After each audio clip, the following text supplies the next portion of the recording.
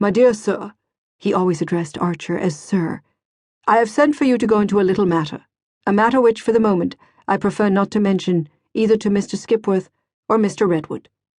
The gentlemen he spoke of were the other senior partners of the firm, for, as was always the case, with legal associations of old standing in New York, all the partners named on the office letterhead were long since dead, and Mr. Letterblair, for example, was, professionally speaking, his own grandson. He leaned back in his chair with a furrowed brow. "For family reasons," he continued. Archer looked up. "The Mingott family," said Mr. Letterblair, with an explanatory smile and bow. "Mrs. Manson Mingott sent for me yesterday. Her granddaughter, the Countess Olenska, wishes to sue her husband for divorce. Certain papers have been placed in my hands." He paused and drummed on his desk. "In view of your prospective alliance with the family, I should like to consult you, to consider the case with you before taking any farther steps." Archer felt the blood in his temples. He had seen the Countess Olenska only once since his visit to her, and then at the opera, in the Mingott box. During this interval she had become a less vivid and importunate image, receding from his foreground as May Welland resumed her rightful place in it. He had not heard her divorce spoken of since Janie's first random allusion to it, and had dismissed the tale as unfounded gossip. Theoretically, the idea of divorce was almost as distasteful to him as to his mother, and he was annoyed that Mr. Letterblair, no doubt prompted by old Catherine Mingott, should be so evidently planning to draw him into the affair. After all, there were plenty of Mingott men for such jobs, and as yet he was not even a Mingott by marriage. He waited for the senior partner to continue. Mr. Letterblair unlocked a drawer and drew out a packet. "If you will run your eye over these papers." Archer frowned.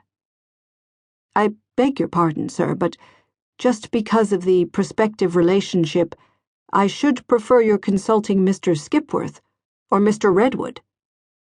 Mr. Letterblair looked surprised and slightly offended. It was unusual for a junior to reject such an opening. He bowed. "I respect your scruple, sir, but in this case I believe true delicacy requires you to do as I ask. Indeed, the suggestion is not mine, but Mrs. Manson Mingott's and her son's. I have seen Lovell Mingott and also Mr. Welland. They all named you."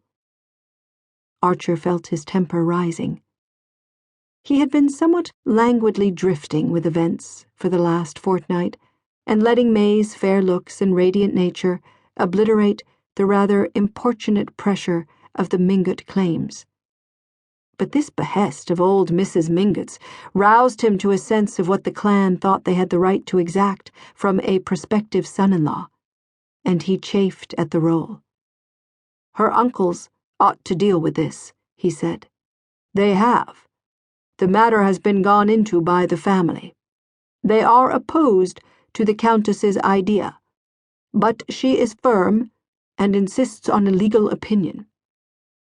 The young man was silent. He had not opened the packet in his hand. "Does she want to marry again?" "I believe it is suggested, but she denies it." "Then, will you oblige me, Mr. Archer, by first looking through these papers? Afterward, when we have talked the case over, I will give you my opinion." Archer withdrew reluctantly, with the unwelcome documents.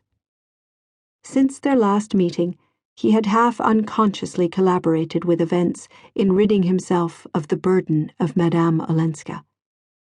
His hour alone with her by the firelight had drawn them into a momentary intimacy on which the Duke of St. Austrey's intrusion with Mrs. Lemuel Struthers and the Countess's joyous greeting of them had rather providentially broken. 2 days later, Archer had assisted at the comedy of her reinstatement in the van der Luydens' favor, and had said to himself, with a touch of tartness, that a lady who knew how to thank all-powerful elderly gentlemen to such good purpose for a bunch of flowers did not need either the private consolations or the public championship of a young man of his small compass.